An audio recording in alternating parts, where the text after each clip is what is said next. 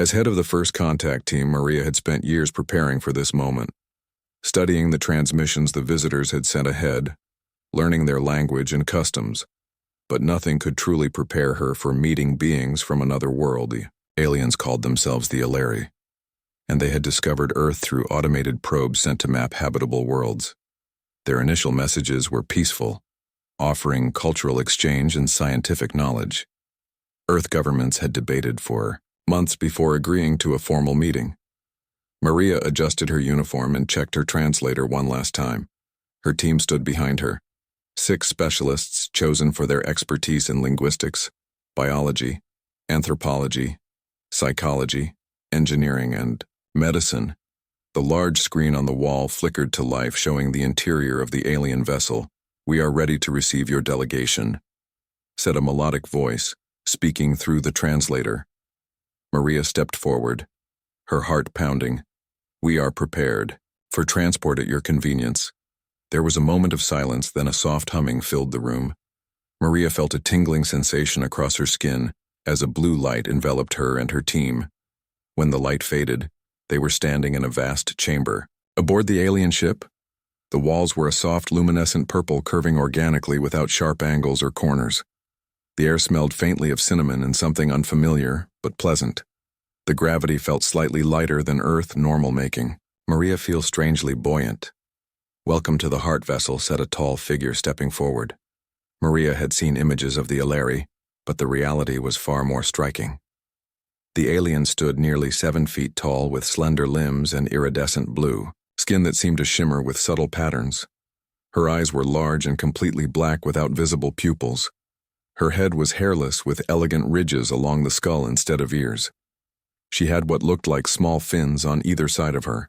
Hedy Amnira, lead cultural ambassador, Maria heard through her translator. "It is our pleasure to welcome the first humans to visit our vessel." Maria stepped forward with a formal bow. They had been told was the proper greeting. "I am Maria, lead representative. Of Earth, we are honored by your invitation and look forward to establishing friendship between our peoples."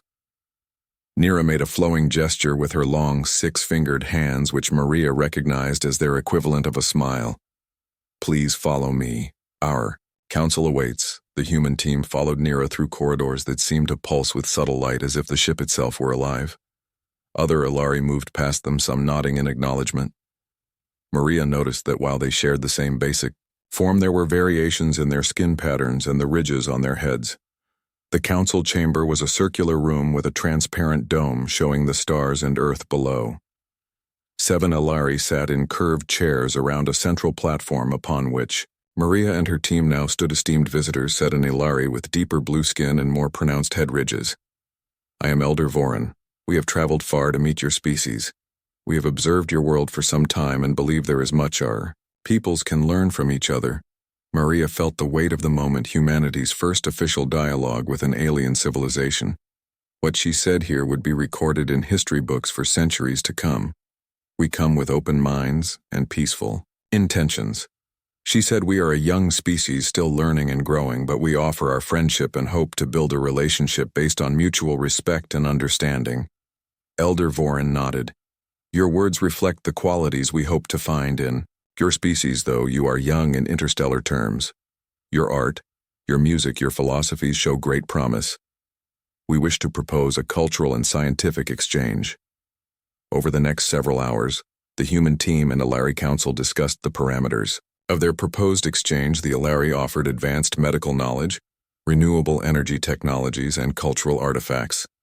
In return, they wished to learn about human art, literature, history, and social structures. As the meeting continued, Maria studied the Alari carefully.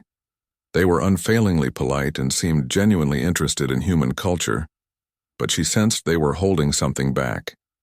There was a tension among them. Subtle glances exchanged when certain topics arose, particularly when the discussion turned to Earth's biological diversity. When the formal meeting concluded, Nira invited the human team to a welcome feast. "We have prepared foods compatible with human biology." She explained, "Our scientists have analyzed your nutritional requirements." The dining hall was filled with Alari, many of whom seemed fascinated by the human visitors. Maria noticed several using small devices to record the humans, while trying to appear casual about it.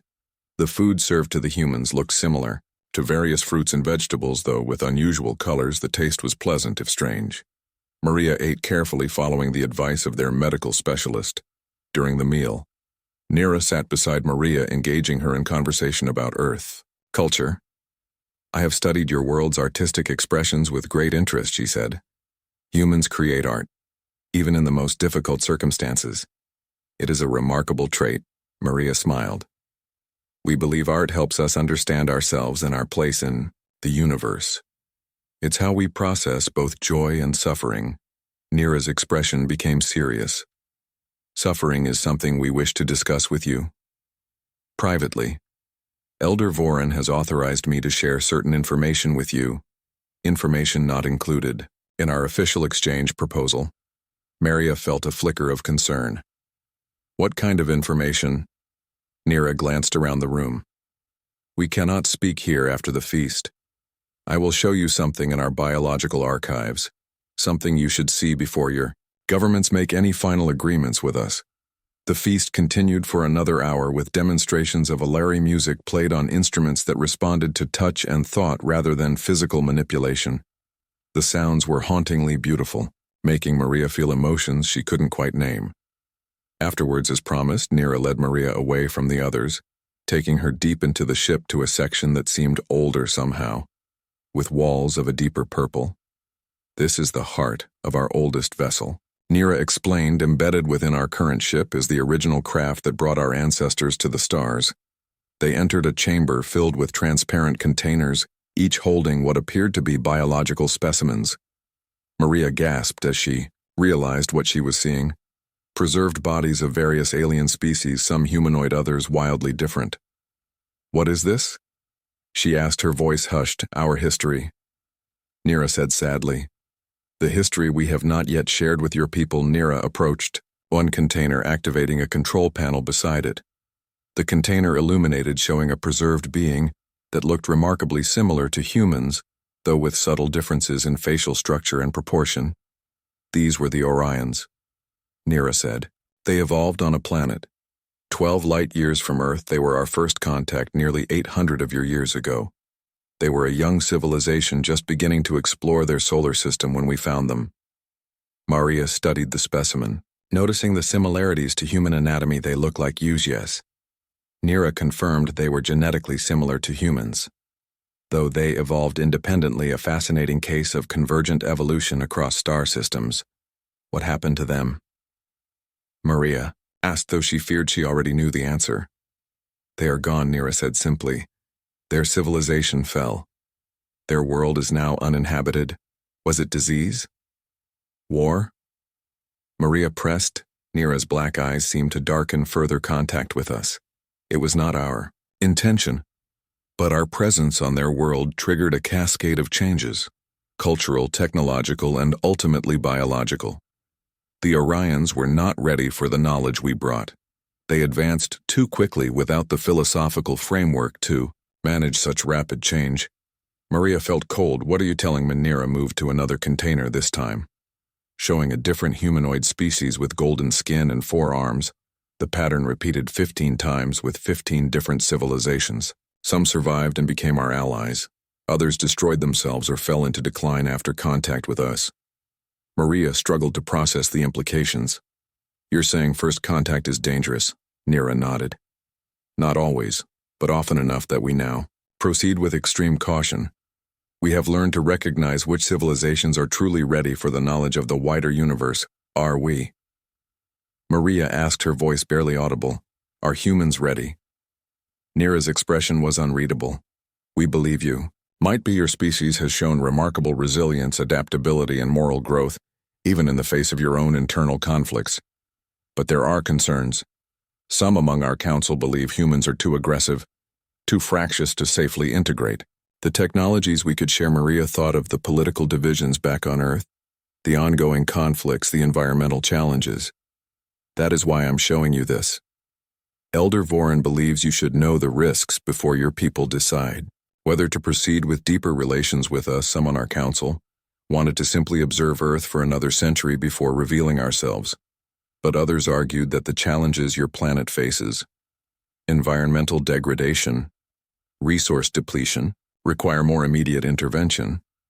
Maria looked at the preserved specimens, feeling the weight of the decision humanity faced. What happens if we choose to continue relations with you? Nira gestured to another section of the chamber where holographic displays showed thriving alien civilizations. These species chose a gradual exchange carefully managed over generations. They have joined the galactic community as equals. We helped them overcome their planetary challenges without disrupting their cultural evolution. And if we decline, Nira's fins fluttered slightly. We would withdraw, maintain minimal observation, and perhaps return when Earth has achieved greater unity. We would not interfere with your natural development. Maria walked slowly around the chamber, absorbing the enormity of what she was being shown. Why show me this specifically? Why not include this in the official presentation? Elder Vorn believes your people would react with fear. If this were presented formally, Nira explained, humans might see us as a threat rather than understanding the complex reality this way. You can convey the information to your leaders in a context they will understand when they returned. To the main sections of the ship, Maria was quiet, her mind racing with implications. Her team noticed her changed mood, but she avoided their questions for now. The next day, the human delegation was given a tour of the Ilari ship's scientific facilities. Maria saw technologies beyond human imagination, medical equipment that could cure diseases. Humans considered fatal energy systems that produced no waste. Agricultural methods that could feed billions without environmental damage. Elder Voren joined them in what appeared to be a medical laboratory. This facility contains our genetic repository, he explained. We maintain biological samples from thousands of species across the galaxy for research and preservation. Maria gathered her courages. That why you're really here to study us, to collect our genetic material? The elder's black eyes fixed on her. So Nira has shown you our historical archive. I suspected she might. Maria held his gaze. We need to know the truth before we can move forward. Elder Voren nodded, a gesture Maria now recognized as indicating respect. Your species' genetic adaptability is remarkable. Humans can survive in environments that would kill most sentient beings. You have extraordinary immune systems and neural plasticity. Yes, we are interested in studying these traits, but not without permission, and not without offering fair exchanges. That what happened to the Orions and the others? Maria asked. Were they simply research subjects? The elder's fins flattened against his head, a sign of distress. No, that was never our intention. Cultural exchange always carries risks when civilizations at different developmental stages meet. Even with the best intentions, harm can occur. We have learned from those tragedies, developed protocols to minimize negative impacts later as the human team prepared to return to Earth. Maria shared what she had learned with them. The biologist Dr. Chen was particularly troubled. They're telling us they've accidentally caused the collapse of multiple civilizations, she said, and we're supposed to trust them. The anthropologist Dr. Walker had a different view. It's actually a sign of ethical evolution that they're warning us. They could have hidden this history, presented themselves as perfect beings. Instead, they're showing us their mistakes. Maria listened to her team debate, weighing their perspectives against her own impressions of the Ilari. Do we recommend proceeding with the exchange? She asked finally. After hours of discussion, the team remained divided, some arguing for caution, others excited by the possibilities. When they returned to Earth, Maria found herself in a series of high-level meetings with government officials, military leaders, and scientific experts presenting what they had learned. The debate extended beyond her team to the highest levels of global leadership. 2 weeks later, Maria was summoned to a secure facility where representatives from major world governments had gathered to form a unified response. To the Ilari, we have decided to proceed with a limited exchange, a senior official told her. But with significant safeguards, all technology transfers will be thoroughly evaluated before implementation. Cultural exchanges will be gradual, and we request ongoing consultation regarding potential impacts. Maria was chosen to deliver humanity's response to the Ilari. She returned to their ship alone, this time feeling both hope and trepidation. Elder Voren and the council received her in the same chamber as before. Humanity has considered your proposal, Maria began, and we wish to proceed with cultural and scientific exchange. However, We request a gradual approach with careful assessment of impacts at each stage. The elder nodded. We anticipated this response and find it wise. We have questions about the civilizations that did not survive. Contact, Maria continued. We would like to understand in detail what went wrong to avoid similar outcomes. Several council members shifted uncomfortably. But Elder Vorin remained calm. Such transparency is reasonable, he said. Though the histories are painful to share, we will provide the information you seek, as Maria prepared to leave. Elder Vorin approached her privately. You carry a heavy responsibility. He said, his voice gentle. Your species stands at a crossroads. The choices made in the coming years will determine humanity's path for centuries. Maria met his alien gaze. I believe we are ready for this challenge, not because humans are perfect, we are deeply flawed, but because we learn from our mistakes, we grow, we adapt, it's what we do best. The elder made the gesture that Maria now recognized as their version of a smile.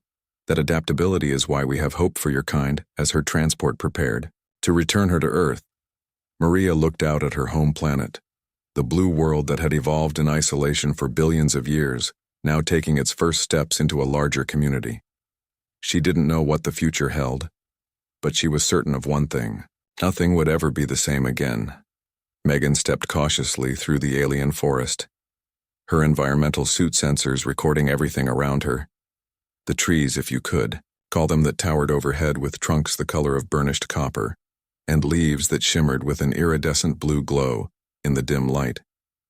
The air, according to her suit's analysis, was breathable, but protocol required full containment on first exploration of any alien ecosystem. Behind her moved 4 other members of the xenobiology team. Each focused on different aspects of the planet. They had designated K452b, though the native inhabitants called it something unpronounceable that sounded like a musical chord. It's beautiful, Dr. Chen whispered through the comm system. Even after 3 years of interstellar exploration, the botanist still approached each new world with childlike wonder. Beautiful, but remember, deadly to the unprepared. Megan reminded her team they had learned that lesson the hard way on previous expeditions, when seemingly harmless environments harbored microorganisms that could breach containment if proper protocols weren't followed. The team had landed on K45P2b 2 days ago, establishing base camp near the edge of this forest. After initial scans showed it contained the richest biodiversity on the continent's northern hemisphere. They were here as part of humanity's expanding relationship with the galactic community, specifically invited by the planet's native inhabitants to help catalog the world's rapidly disappearing ecosystems. Something moved in the undergrowth ahead, a flash of purple against the copper-colored soil. Megan froze, signaling the others to do the same. Her scanner indicated a lifeform approximately the size of a small deer. It emerged cautiously from behind a twisting root structure, a quadruped with smooth lavender skin and 6 eyes arranged in a circle around what appeared to be a sensory organ on its head. It moved with a fluid grace that reminded Megan of a gazelle, though its legs bent at angles impossible for earth mammals. Incredible, Dr. Foster, the zoologist whispered. This matches the description of a Catharan. The natives consider them sacred. The creature seemed to study the humans, its circular arrangement of eyes blinking in sequence before it turned and bounded away with surprising speedlets. Keep moving, Megan said, checking the coordinates on her wrist. Display, the native guide said. The temple ruins should be just ahead. After another 20 minutes of careful progress through the dense forest, they emerged into a clearing, and Megan caught her breath at the sight before them. Ancient stone structures rose from the forest floor, massive blocks carved with intricate symbols arranged in concentric circles around a central platform. The stones glowed with faint blue lines similar to the tree's leaves running through the symbols like circuitry. Is it the Temple of Awakening? Dr. Rodriguez, the archaeologist, moved forward eagerly according to the historical records. This site is over 20,000 years old, predating even the current native civilization. Megan approached the central platform, noting how the blue energy lines seemed to pulse more strongly as she drew near. The natives believed these sites were where their ancestors first gained sentience through communion with what they called the world mind. The team spread out carefully, documenting the ruins with scanners and sample collection tools, following the research protocols established by both human scientists and the Galactic Council's guidelines for cultural preservation. Chen knelt beside one of the stone blocks examining a small plant growing from a crack in its surface. "This is fascinating," she said. "The plant appears to be drawing energy from the stone itself, not just nutrients." Megan moved to join her when suddenly the blue lines throughout the temple flared with intense light. The ground beneath them trembled slightly, and Megan felt a strange sensation like a gentle pressure against her mind. "Everyone freeze," she ordered, "but maintain emergency evacuation readiness." "Something is happening." The light continued to intensify, focused now on the central platform where it formed a swirling column reaching toward the sky through gaps in the forest canopy. The pressure against Megan's mind grew stronger, resolving into something that felt almost like curiosity. "Or presence has triggered something in the ruins," Dr. Rodriguez said, his voice hushed with excitement. "Or perhaps it's responding to our technology." Before Megan could respond, a figure appeared at the edge of the clearing, tall and slender, with skin that seemed to shift between green and blue patterns like sunlight through leaves. Its head was crowned with delicate fronds that moved gently, though there was no breeze. Human explorers, the figure spoke not through sound, but directly into their minds. "I am Kalen, guardian of this sacred place. I have been waiting for you." Megan stepped forward, cautious, but protocol dictated that as team leader, she should be the one to engage with any sentient contact. "I am Dr. Megan Wilson, lead xenobiologist from Earth Research Vessel Horizon. We apologize if we have disturbed a sacred site. We were invited by the Regional Council to study this area." The being named Kalen moved closer, its movements fluid and graceful. "The Regional Council speaks with many voices, but they do not speak for the ancient ones. The temple has its own guardians, its own purpose." Megan glanced at her team, who stood frozen watching the interaction. "Your people invited us to help document and preserve the biodiversity of this world." Keelan made a gesture that somehow conveyed both acknowledgement and dismissal. "Yes, the Council fears the great dying. They see forests shrinking, species vanishing. They believe your human science can reverse what has been set in motion. But they do not understand. The great dying," Megan repeated. "Is there an environmental crisis happening on this world?" Keelan moved to the central platform where the blue light swirled around its form without seeming to touch it. "Come, I will show you what the Council cannot seem." Egan hesitated. "Team standard observation positions, maintain emergency protocols. I'm going to approach." Dr. Foster grabbed her arm. "Wait. We don't know what that light is or what it might do to your nervous system." Even through the suit, Callan seemed to find this amusing. "Your containment technology cannot block the world mind. Human, the energy you see is not radiation or any physical force you understand. It is consciousness made visible." Megan made her decision, carefully removing her helmet. Despite the gasps from her team, if this being could communicate telepathically, a helmet wouldn't make a difference, and showing trust might be crucial. As she stepped onto the platform, the blue light enveloped her, and suddenly Megan was no longer standing in the forest. Clearing, her consciousness expanded outward. She could feel the entire ecosystem around her, from the smallest microorganisms in the soil to the largest creatures moving through the forest. More than that, she could sense the connections between them, the flow of energy and information that linked all living things on this world. "This is the world mind," Kalen's presence explained beside her in this vast consciousness. "We are not separate beings. All life on this world is connected, participating in a greater whole." Megan struggled to maintain her sense of self against the overwhelming input. "Is this what your people experience?" "Not all and not always," Keelan replied. "Only those trained as guardians can fully commune with the world mind. Others feel it as intuition, a sense of rightness or wrongness in their actions, a connection to the sacred." The perspective shifted, and Megan saw the planet from above, watching as patterns of blue light that represented the world mind grew dimmer in some regions, disappeared entirely in others. "The great dying," Kalen explained, "is not just the loss of species, it is the fragmentation of the world mind, as conscious connections are broken."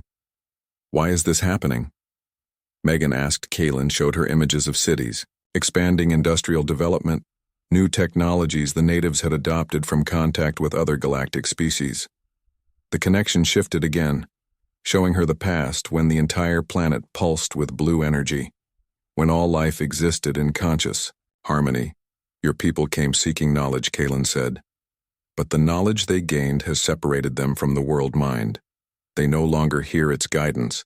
They no longer feel their connection to all life. They believe themselves separate, independent. Like your kind, Megan felt a flash of defensiveness. Humans may not share a world mind, but we value life. We seek to preserve biodiversity. Keelan's response came with a sense of gentle correction. You seek to preserve what you can categorize, study. Control. You do not understand that true preservation requires participation. Communion, not observation. The vision faded and Megan found herself back on the platform, gasping as her normal senses returned. Her team surrounded her, looking concerned. Megan, what happened? Dr. Chen asked. You were standing there for almost an hour. Not moving, just surrounded by that light. An hour, Megan repeated. It felt like minutes. Keelan stood nearby, watching her with those strange eyes that seemed to see beyond physical reality. Now you understand why the Council's invitation is incomplete. They wish you to help them save individual species, preserve genetic material, create sanctuaries. But they do not see that without restoring the connections of the world mind. Their efforts will fail. Megan steadied herself against a stone pillar.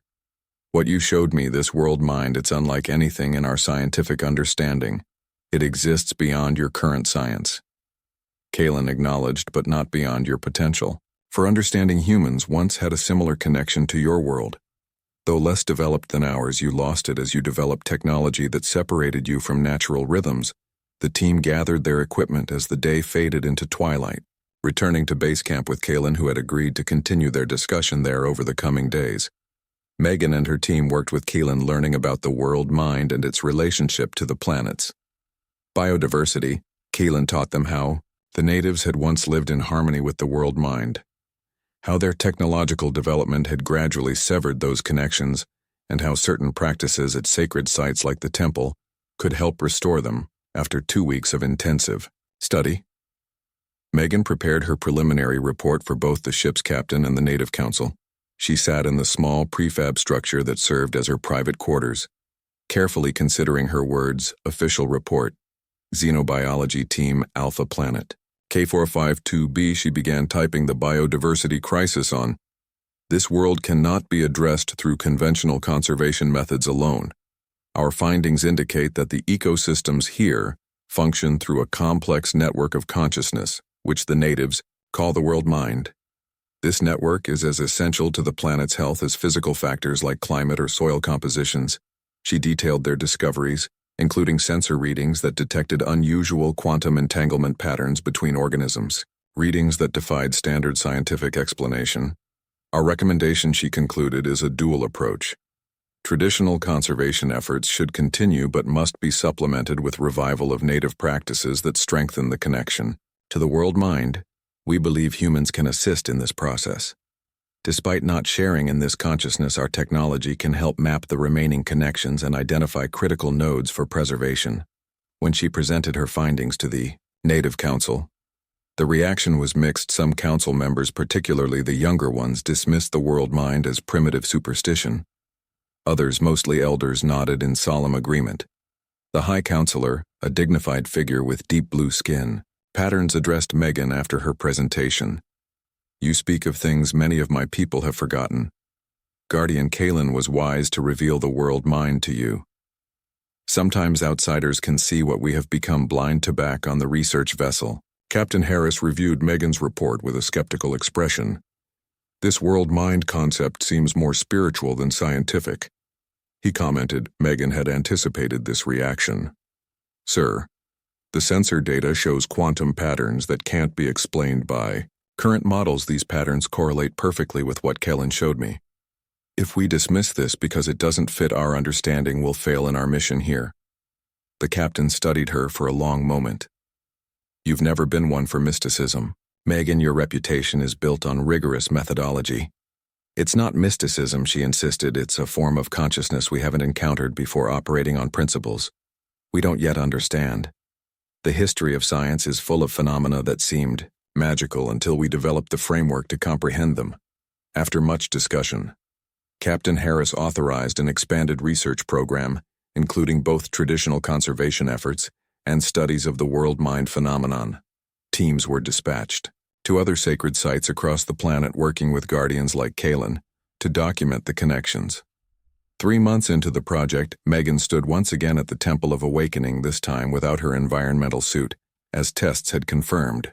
The environment was safe for humans. She had spent weeks learning the meditation techniques Kalen taught, focusing her mind to perceive the subtle energies that flowed through all life on this world. Today was the culmination of that training. Kalen had told her she was ready to experience direct communion with the world mind, not just as an observer but as a participant. "Are you certain you want to proceed with this, Doctor?" Foster asked, still concerned.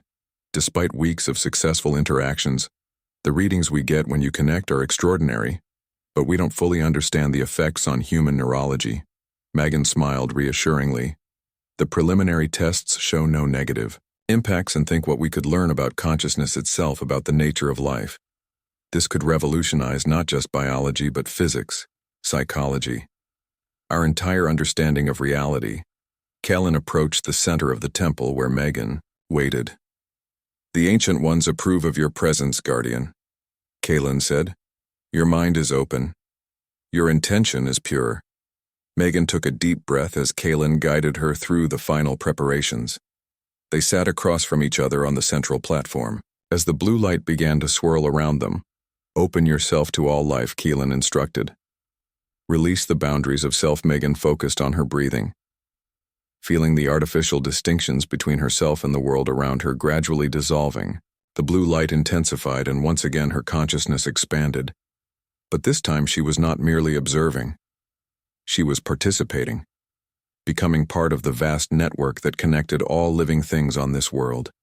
She felt the trees breathing, the soil teeming with microscopic life, the animals moving through the forest, each a node in an incomprehensibly complex network of awareness. She sensed, too, the damaged areas, the dead zones where the connection had been severed, the places where the world mind had withdrawn, leaving emptiness behind. "Can it be healed?" Megan asked within the communion. Keelan's presence responded, "It can be, but not quickly, not easily. Your people have a saying that the first step in solving a problem is recognizing that it exists for too long. My people denied what was happening. Now they begin to seem." Egan felt something else too, a subtle reaching out from the world mind, not just to her but through her, a questioning and interest in the world she came from, in the human experience of reality. "It's curious about us," Megan realized.